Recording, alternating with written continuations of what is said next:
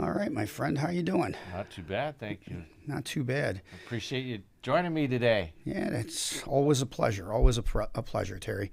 Uh, how's business for you? Business has been good. Has It's it? been real busy. Yeah. Doing a lot of pre-approvals. Um, collecting documents, making sure everyone is 100% ready to go. Uh, when they find that property, when they want to put in that offer, we need to make sure that it's the strongest offer possible. So Sure. on our end, we need to make sure that all the documents are in, ready to go, only needing an update maybe after time elapses till we get to closing when we need to maybe update some pay stubs or bank statements. Sure. Yeah, things seem to have picked up for me as well in the last week or so. It was definitely a little bit on the slower side for a while. I know some of my colleagues have been rather busy. Some have been, kind of on the slow side. But yeah, no, I've got a listing appointment to go to later today. We're meeting a new buyer at lunchtime today. So yeah, it just all of a sudden just started to pick up, and that's a good thing, right? And the client that you sent me yesterday, I think he's going to be good. Yeah. Just waiting for him to send me his documents to verify his past employment, make sure that it matches up with his new job. So, Okay. yeah. Yeah, fantastic. Yeah, it's a Appreciate good the thing. referral. Yep, you're welcome. So today I think we should hit a little bit on maybe home inspections and why they're important, and just basically kind of maybe take a deep dive into home inspections. What do you think? Yeah, that sounds perfect. Okay, so got a couple of notes here. So the why home inspections are a must. I've had clients that have asked me if they should do a home inspection, and I always say yes. If they refuse, I actually make them sign a statement that says I recommended the home inspection and they decided to turn it down.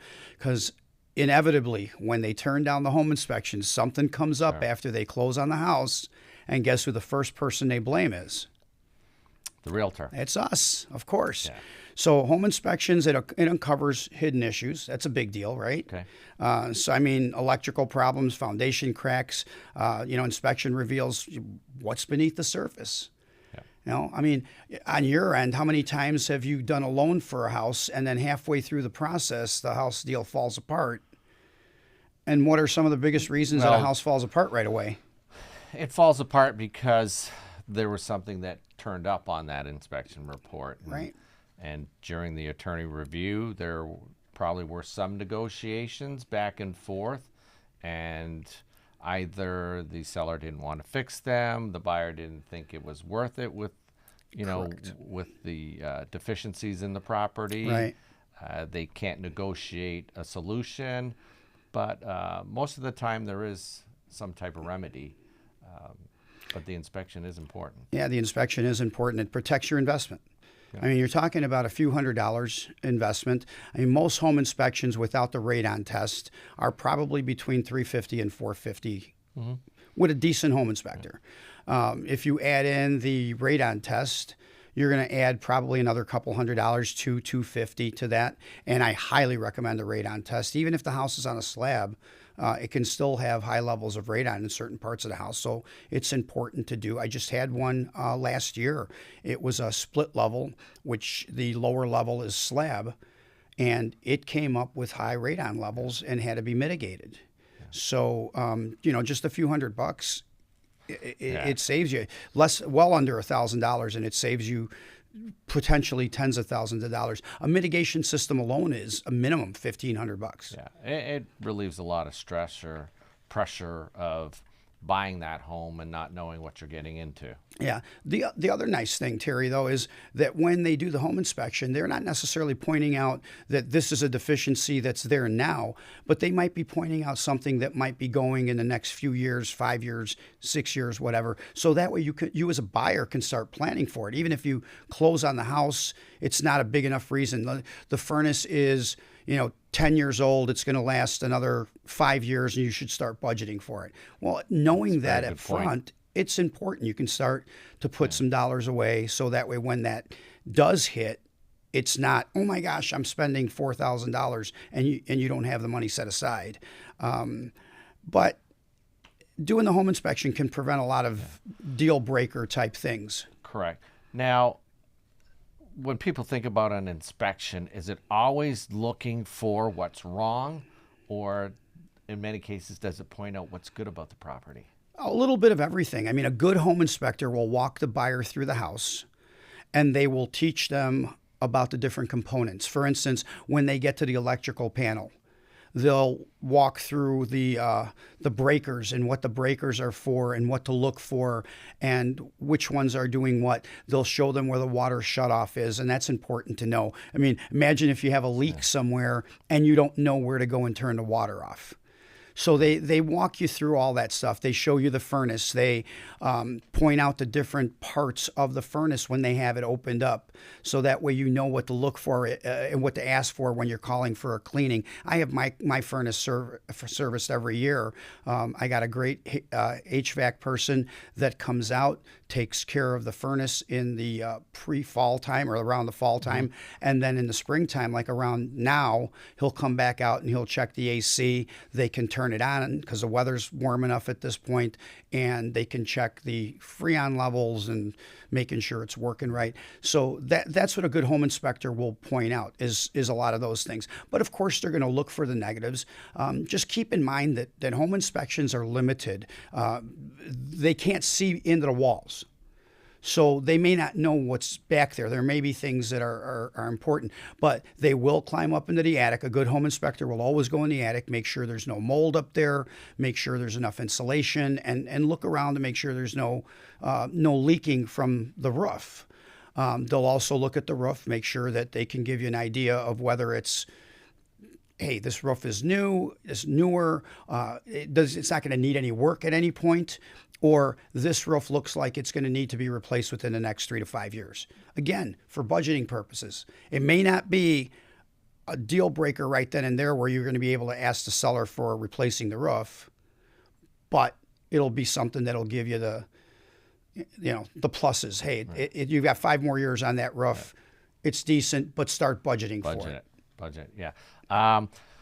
Obviously, it's an advantage to a buyer to attend the inspection. What's the percentage of your clients that go to inspections? Everyone. I've never had a buyer not attend the inspection. I've had where it's couples and one attends and the other one doesn't, but usually they both come if it's a couple. And you attend with them? I have to attend. I cannot let the home inspectors into a home without, I'm the one that has permission to access the house.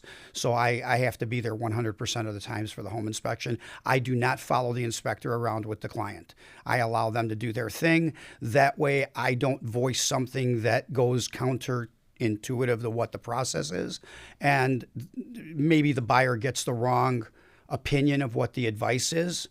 I find that I'm the weakest link in the chain in this process. So I keep myself off to another part of the house and allow them to do their thing, allow them to ask questions.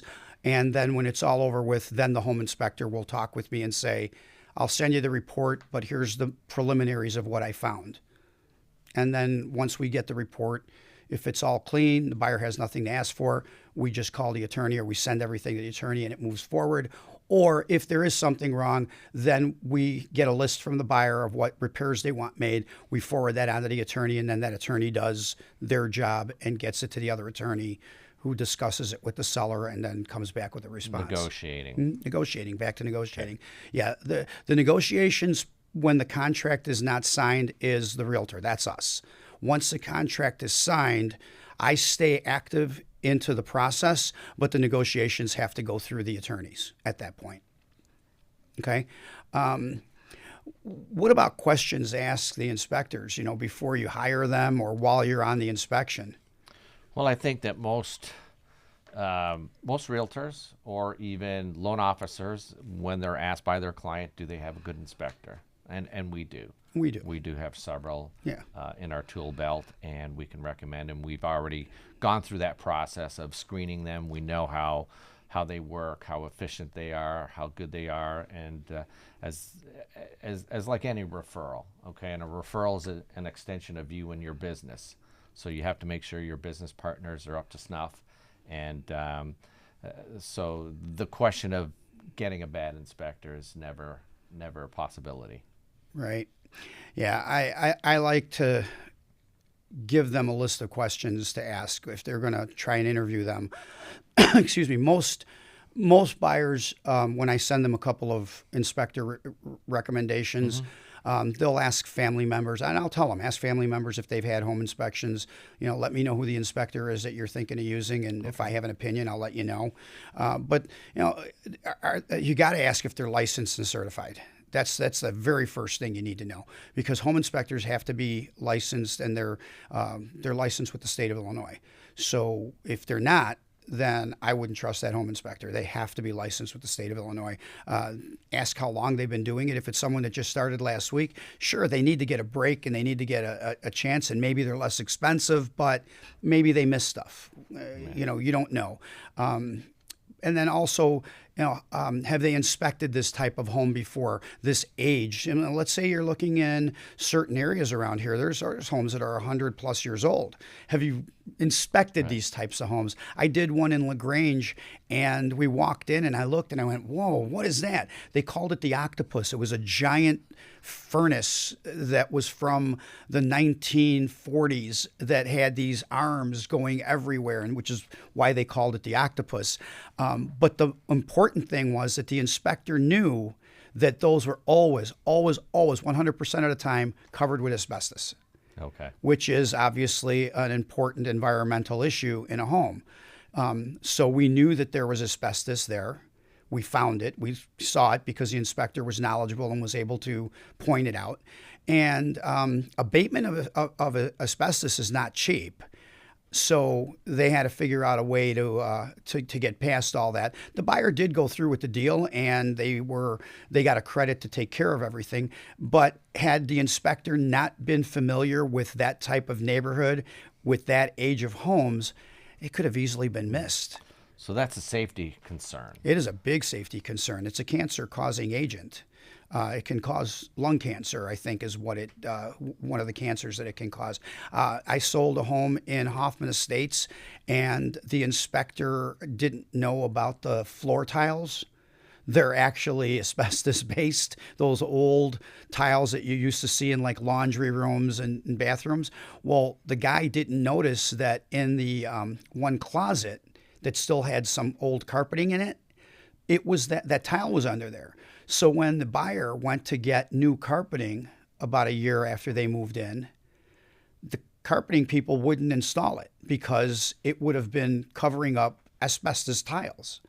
So again, you have to be familiar. There's a neighborhood in Hoffman Estates, well, actually 3 neighborhoods in Hoffman Estates that still use, or that still have a considerable number of homes with Orangeburg pipe. That's that orange clay pipe that is run for the sewer line. Well, unfortunately, tree roots can still feel the water through that clay pipe, so they will burrow into it, and a lot of times you'll end up with like sewage backups. And if you don't know that neighborhood, if you're not an inspector that's familiar with those 3 neighborhoods in Hoffman Estates, you might miss that. And if you miss it, that's tens of thousands of dollars out of the buyer's pocket potentially later down the road, if that hasn't been done. And the funny thing is that you have to get a permit to do the work. But some of the sellers, when they had it done, didn't get permits. So they may have been replaced, but you don't know if it has or not because it's not listed in the records. So you have to know that. What might be some other safety concerns that an inspector can find? Oh, boy. A cracked heat exchanger in a furnace, that could be dangerous. Venting for a water heater. If it's not vented properly, that can cause high carbon monoxide levels.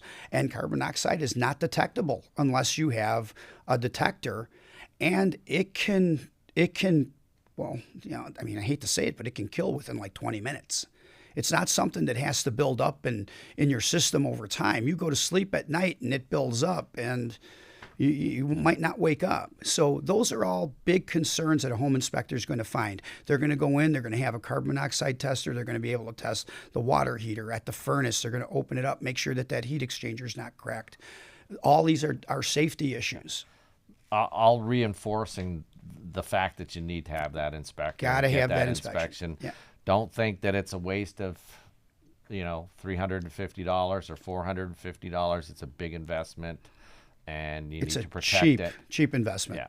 Yeah. Truthfully, it The is. house is the cheap- big investment, Yes. and the inspection cost is nothing compared to what it can save you, what it can alert you to, and what it can help you save down the road in the future. Road, yeah. The fact of the matter is, you're buying, let's say, a $300,000 house, a $500,000 house, whatever the price range is, it doesn't matter, because to you as a buyer, that's an expensive house. It's a big expense, that first home or even that move-up home. You're spending $450 to get it to protect yourself against making that bad investment. Now, what if in your contract you said, you're waiving the inspection? Are there different levels of? There are. So you can buy a house as is, and the way the contracts are written today, there's one clause you can activate that says you will do the inspection without requests. And then there's another one that says you will do the inspection with requests. I always check the one with requests, because let's say that we buy the house as is, but then later we do the home inspection and we find out that the roof is bad or that the furnace is bad. Those are huge expenses. Those aren't things that a buyer might have been like, oh, that's not really the as-is part that I was thinking of. I'm not buying your house for top dollar and then throwing another $6,000, $7,000, $10,000 in, because it might be furnace and AC, because they're probably usually around the same age. So if you're replacing both components, you might be spending $8,000, $9,000, $10,000 to replace them both. All right. So that's not an expense that you're making the commitment to invest in. So just because you said as is doesn't mean that you've given up all your rights. I as a realtor can write the thing so that we're still protected, and then your attorney can do the work to get whatever it is that we need. Now, the seller may still say, you bought it as is, I'm not doing it, in which case you still have the right to walk away, get your earnest money back, and the only thing you've lost is the inspection cost, because we still haven't done the appraisal. We still haven't done any of the other work. The attorneys usually don't charge unless a transaction is consummated and closed. Correct. So you haven't even spent that money yet. So literally the only thing you're out is going to be that $450, or if you do the radon test, which again I highly recommend, maybe an additional $250. Some people do the water test, so they're testing for lead and different contaminants in the water, especially if it's a well and septic. A lot of people will definitely do a water test. In communities like these, where they're not well and septic, water's probably safe and there's probably not a need to do it. But again, that's all personal preference, right? So a lot of buyers ask me some questions prior to the inspection, like what can I do? What can I ask? Can I follow along? All that stuff. And I think we hit on that a little bit ago.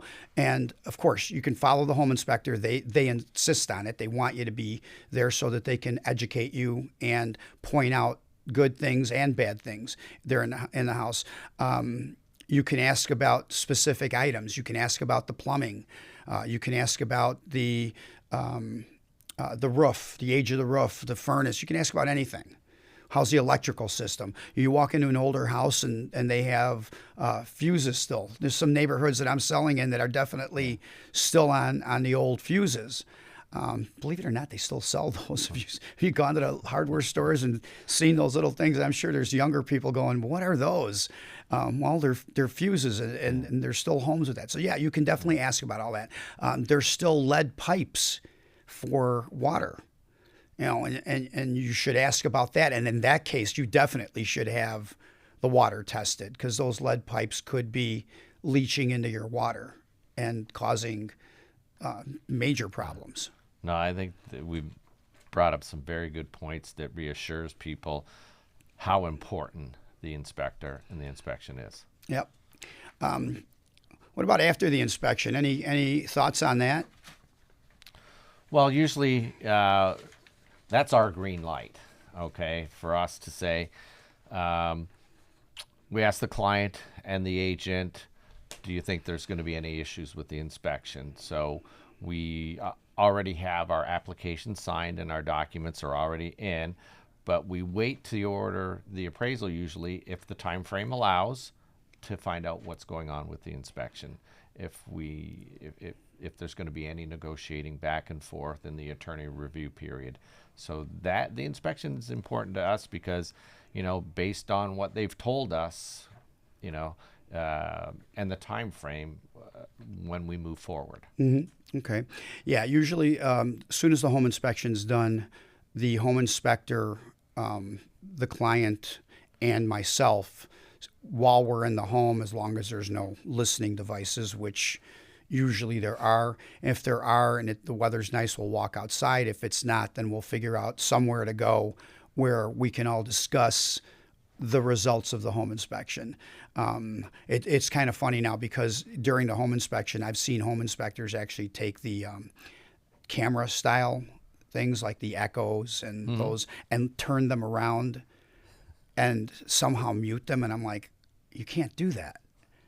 This isn't your home. We don't have permission to do that. So I've literally had to chastise some home inspectors because technically we're not allowed to do that.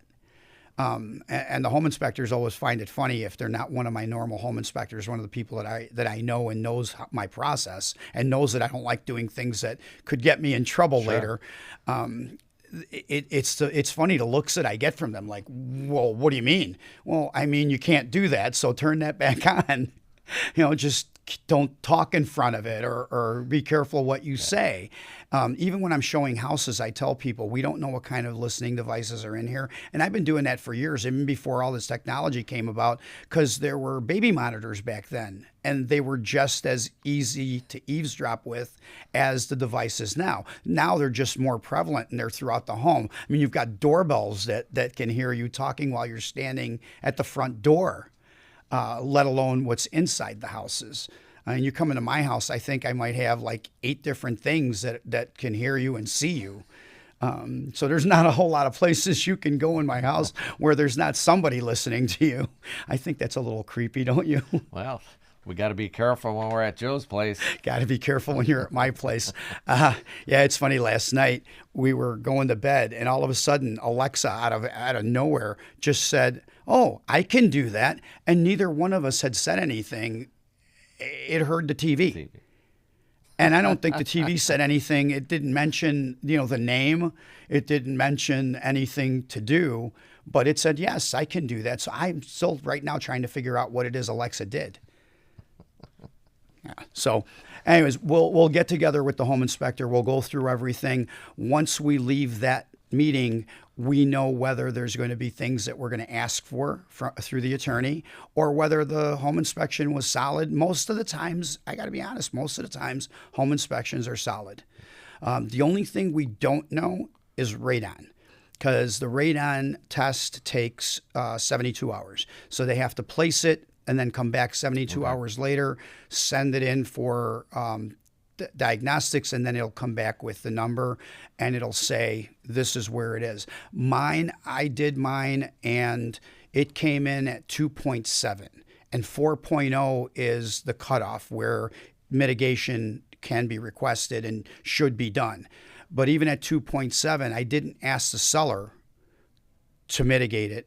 But the minute I moved in, the first thing I did is I called my mitigation company and had them come in. It cost me, I think it was $1,450, but it was great peace of mind.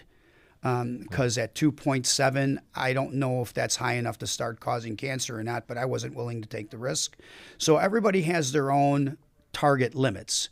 So just because a radon test doesn't come in at 4.0 doesn't mean you shouldn't mitigate. It just means, the seller really isn't obligated to do it. Okay. Now, on an inspection, the results come back and there's something that wasn't disclosed in the initial disclosures, like water. In the seller disclosures, like where it asks, have you ever had water? Correct. In the house.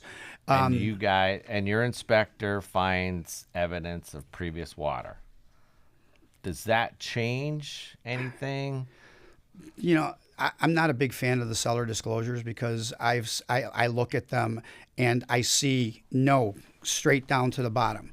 And I know for a fact there's at least 2 questions on there that on every house around here should not be a no, it should be a not applicable.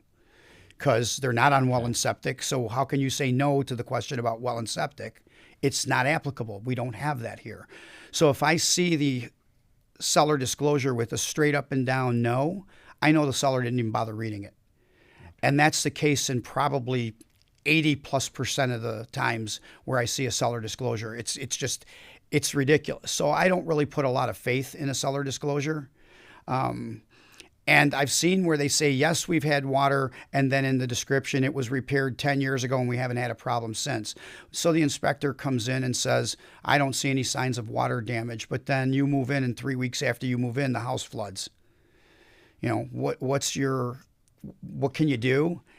You call your attorney, and probably not the same attorney that you used for your closing. That might be a place to start, so that attorney can reach out to the other attorney. But chances are you'll have to go through a different attorney that handles lawsuits, because at that point it'll become a lawsuit. Okay. Will you win? I don't know. That's why the due diligence of getting that home inspection and finding a really good home inspector is important. But like I said earlier, keep in mind, they can't see behind walls. So if there was flooding and they repaired it and they replaced everything and the walls look great and everything looks great and there's no smell, I'm your best realtor. I can tell you that, because I'm so allergic to mold that if I walk into a house that has mold in the basement, if you see me turn and run, you know there's mold down there. I'm better than those canaries in the mines when it comes to mold. So, but not always is it that easy to tell. If you walk into a basement and you see a dehumidifier, you got to ask yourself, why is it there? Sometimes it's there. For instance, I was in a home about 2 weeks ago, and it had a dehumidifier down there. And I asked the seller, what's with the dehumidifier? And he said, well, and he had important collectibles like record albums and different things like that high humidity could ruin. My safe, this thing I keep all my valuables in, my passport, my citizenship papers, that kind of stuff, I'm going to have to get rid of it because it built up such high levels of humidity that it actually swelled. If you know the way safes work, they have that barrier between the interior and the metal on the outside, and that is what gives you your fire rating. Well, that material, as it absorbs humidity, water, it starts to swell. So high humidity can ruin a lot of things. And if it ruined my safe, which has never been in a basement, it can easily ruin record albums and whatever other, like one had old comic strip, or comics, not comic strip, but comic collections. And they had them in the little envelopes and stuff. I imagine high humidity is probably not real good for that. Yeah. So, but you got to ask, why is that here? So those are things to look for and make sure that you got your eyes open for. Inspectors aren't necessarily going to say, hey, there's a dehumidifier in here. It's probably high humidity and that could mean a leak or something. They're going to check things, but make sure they're turning on the dishwasher if it has one. If you're getting the washer and dryer, make sure they're running the washer and dryer. You don't want to move in and then find out that that $800 washer doesn't work. So follow them around, make sure they're doing those things. The seasonal things, like in the winter, you're not going to be able to turn on the AC. Correct. Well, that gets covered under the attorney review period because you're asking under between the attorneys, they're asking that question. To the best of my knowledge, the AC works just fine. Well, the seller is stating through a legal document, yes, the AC worked just fine last time I turned it on. Doesn't mean that when you turn it on in the spring, it's going to work. It may have broken on its own, whatever. I don't know how, but it could. But you're asking that question through the attorney review process. And that is a problem. There's a lot of stuff that can't get checked. I mean, what if you go look at a house and do a home inspection and there's snow on the roof? You can't see the roof, can't do the inspection. I've seen inspectors going on the roof fewer and fewer times now. I see them doing it visually with binoculars or just by sight, line of sight. I don't know if I like that, but they're looking in the attic at least. But I've seen ones that go with drones. I don't know how good that is, but it's got to be a lot better than just standing there Oh, looking absolutely. up. Yeah. So those are things to ask before you hire the inspector. Now, it might save you some trouble down the road. Very good points. Yep. So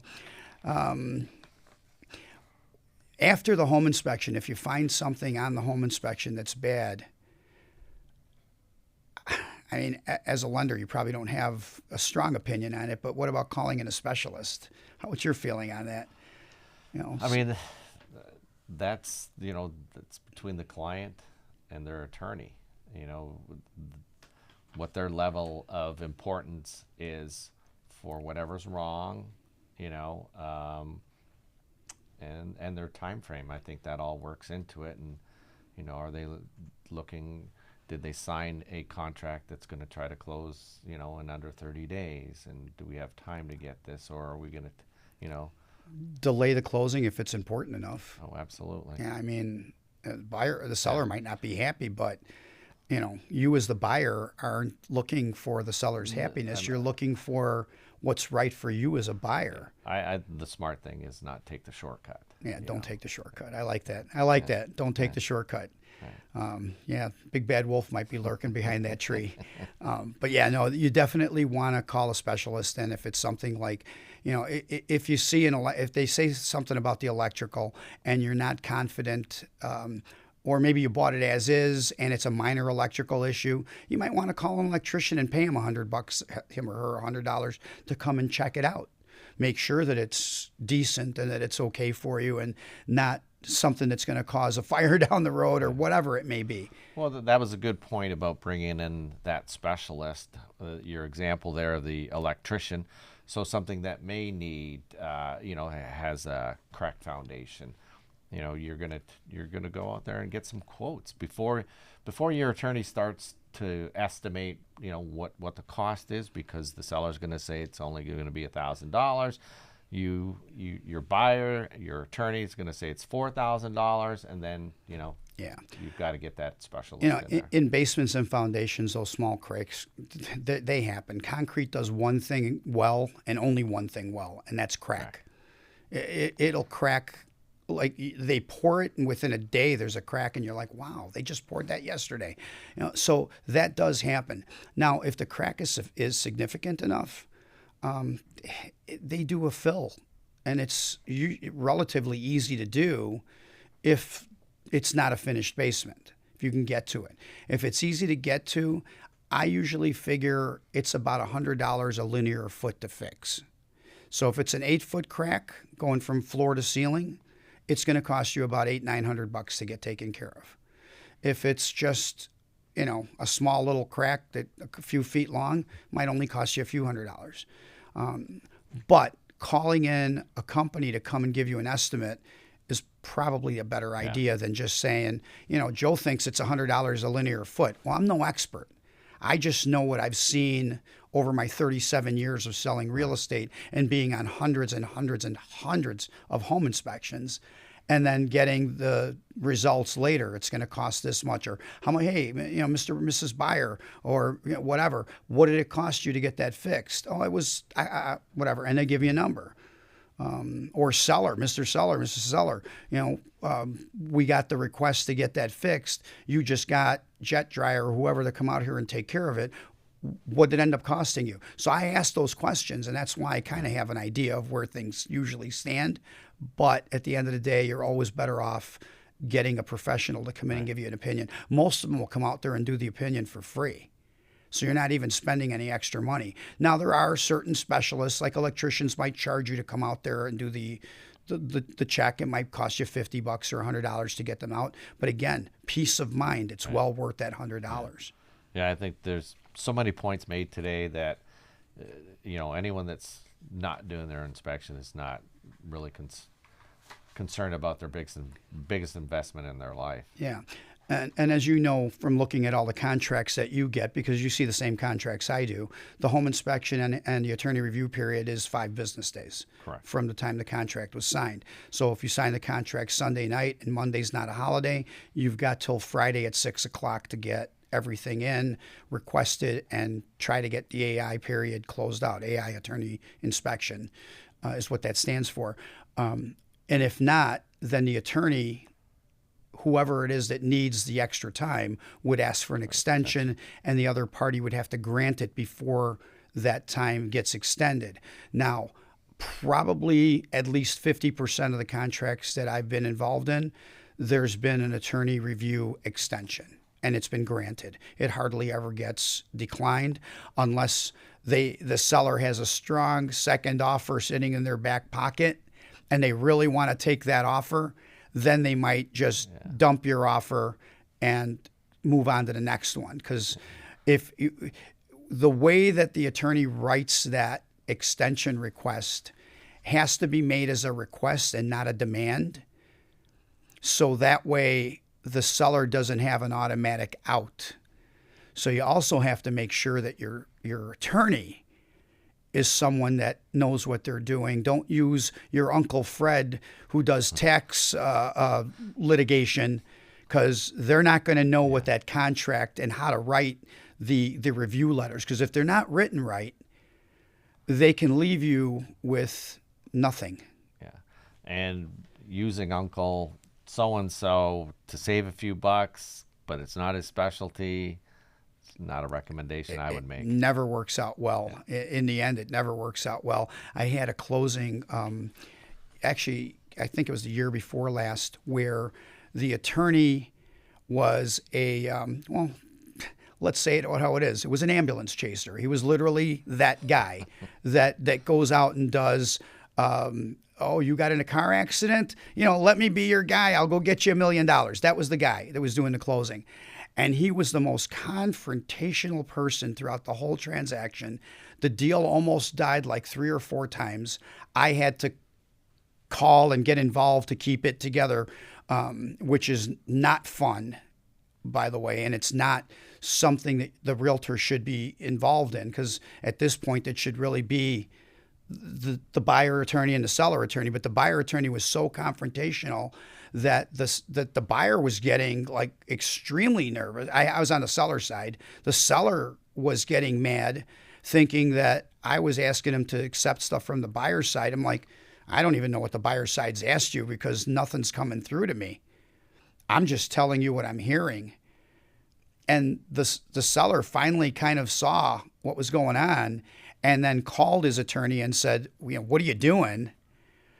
Got everything together. There was no requests. I mean, literally, there was no inspection requests.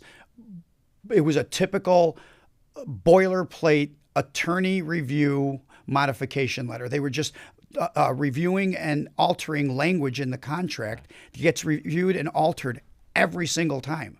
It was a boilerplate letter. Nothing had to do with the inspection. Nothing at all with the inspection. Nothing. And the seller thought that they were going to be on the hook for all these dollars when there was nothing wrong with his house. So at the closing, I actually, sat down and went to this closing. And I go to a lot of closings, but not always, because the seller's not always there at their closing. And in this case, the seller was not there. It was just me and the attorney. And I just started asking him questions. How you doing? That's when I found out about I'm not a real estate attorney. And it literally almost cost this deal to fall. And it was a great deal. It was sold for over the asking price. We still got the appraisal in. Everything was wonderful, because it was a 30% down buyer. So we really, there was nothing wrong with this contract. But boy, I'll tell you what, I got him to open up, because I found out that his kid played baseball on the college team, and I started asking him about his kid and I was doing. And then he finally came down a couple of notches and got off the confrontational side, because I apparently was the enemy as well. And then once he realized that, hey, listen, I've been working with you and for you the entire time, our conversation turned into something completely different. So make sure that you're asking questions of your home inspector, make sure you're asking questions of your attorney, and then make sure you're talking it over with your realtor, because we've dealt with all these people. Right. and we know what to ask, and we know who the good ones are. Well, and sometimes something comes back on the inspection, and the client who's not experienced, the first-time home buyer, even a second or third-time home buyer, Yeah. and they don't know how severe the issue is, and usually it's not a big concern. Yeah. Right? Yeah. And they're blowing up over nothing, and you've got to calm down. Here's what we do to resolve this. Right. We can ask them to fix it, or we can get a credit, but it's nothing major. Yeah. You know what the worst situations have been for me with that type of attitude? Home inspections where the dad shows up. It's a young couple or a young person that's buying their first house, and dad shows up to protect them from making a bad deal. And dad always feels that he knows more than the home inspector. Sure. Follows them around throughout the whole house and points out everything that they're missing. Even though they didn't really miss it, they're already writing it into their report. They're just not talking about it because there's nothing wrong. And then at the end of the inspection, the dad starts pointing out all these things that are wrong. And usually they're not inspection items. There's things on a home inspection that get covered. And then there's other things that are just typical wear and tear that isn't part of a home inspection. But dad's pointing them out. And then the buyer's getting very nervous. I had a listing that I sold in Hanover Park. It was a beautiful house. They got a decent deal on it. They paid market value for it, but they didn't pay over asking price because it wasn't that type of market. And the dad showed up and got them so scared that they didn't even finish the home inspection before the buyer had already known that they were backing out of the deal, which was fine with me. I had 3 other offers in my pocket that went together. The house sold at market value because this was the best offer that the seller said, I want to accept this. I don't need the higher offer. I want the more secure offer. They were a 40% down buyer. Their financing was, solid in place. They had great employment. Everything was, T's were crossed and I's were dotted. So that's why they chose it. It fell apart. The very next day, we went to the next offer and said, are you still interested? They said, absolutely. That one, I think, came in at a few thousand over asking price. So it worked out to the seller's benefit because that deal still closed. But they did their home inspection and didn't care about anything because after they closed, I went there to take the lockbox off, and they already had their demolition crew in. They were starting to tear out everything and redo pretty much the entire house. How many times have you had to explain to the buyer what the difference is between an inspection and appraisal? They think the appraisal is the inspection. I don't know that I've ever had that happen where they think that the appraisal is now on an FHA deal where the appraiser does a cursory inspection of items that are on the list of FHA things they need to look for. I explain that to them, that they're going to do that. But then I also explain that's not a home inspection. Correct. You need to hire a home inspector to do the full inspection. All they're doing is turning the gas on and making sure the stove burners light up.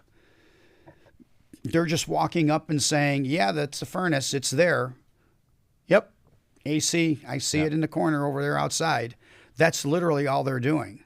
They're not looking, I don't see any mold here. They're not climbing up into the attic. They're not doing anything that's really inspection related. They're just giving the house a cursory look over just to satisfy and check the boxes on the FHA loan form so that they can close. Yep, no peeling paint. We're good. Check. Yep, the burner's all light on the stove. Check. Yep, the furnace turned on. Check. Did it turn on and actually work? Does it have high carbon monoxide coming off of it because there is a problem with it? Is it making noise that it shouldn't be making? And the inspector doesn't care because it turned on, or the appraiser didn't care because it turned on. So that's actually when I do have to explain things, is when it's an FHA deal.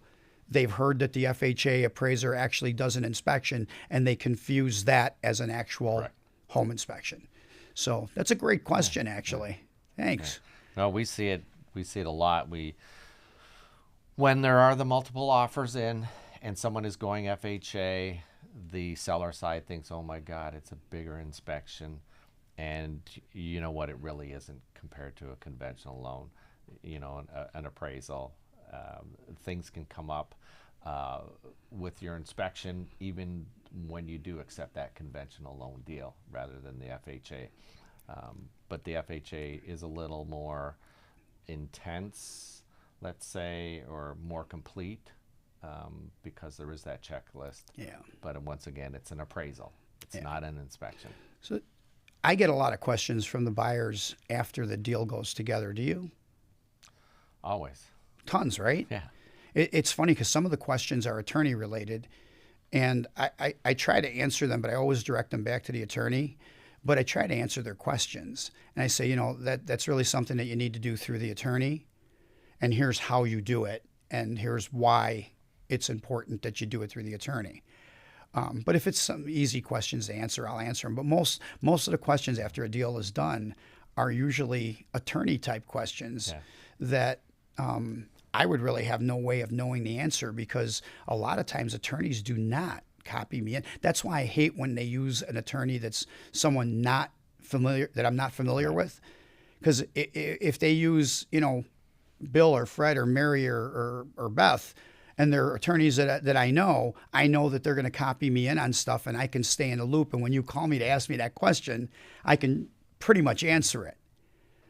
But if it's someone that I've never met, this is the only deal I've done with that attorney, or maybe a second or third deal I've done with that attorney, and they're not somebody that I know.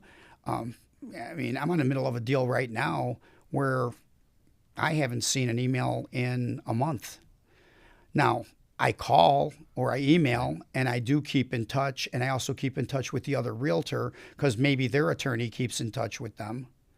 And I'm able to kind of stay on top of the transaction. But I'm not one of those realtors that as soon as the deal is signed, I drop it and move on to the next one. I stay there and do what I have to do all the way through, which is why I like using attorneys that I know, because they'll keep in touch with me, and I'll be able to answer your questions, buyer or seller. I enjoy going to a closing, and I know both attorneys. Both attorneys, yeah. You know, people always ask me why I go to closings, and the answer is always real simple. A lot of times at closing, I'm the only familiar face there. They haven't met their attorney. Sorry. They don't know the seller. And this is in the old days when the seller and the buyers were in the same room. Now it's usually just, you know, the seller's pre-signed everything, and they don't show up, and it's the seller's attorney to buyer's attorney. Sometimes they're not even in the same room. Last closing I went to, we were in one room, and the seller's attorney was in a different room doing something else and doing our closing in between whatever else that he was doing. But I'm the only familiar face there. And if you're a first-time home buyer and you're nervous about that big contract that you're getting into, and you're signing all these 2,000 documents that, you know, your hands cramped and it's like this, and you're not sure what's going on, I'm the only familiar face there. I'm the one cracking jokes. I'm the one trying to keep you lighthearted. Let the attorney answer your questions, but, you know, let me keep the mood light. And I love going to the closings because I like seeing their face when they finally get that set of keys pushed across. Or when the seller, you know, the deal is done and the seller is ready to move on to their next house. There's no other feeling like it. It just gives you goosebumps, you know, makes you smile. So that's why I go.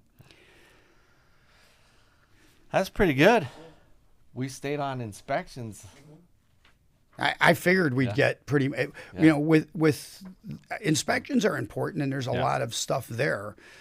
So I figured we'd definitely have enough to cover what we got. So no, thanks, man. That was awesome. We promoted inspectors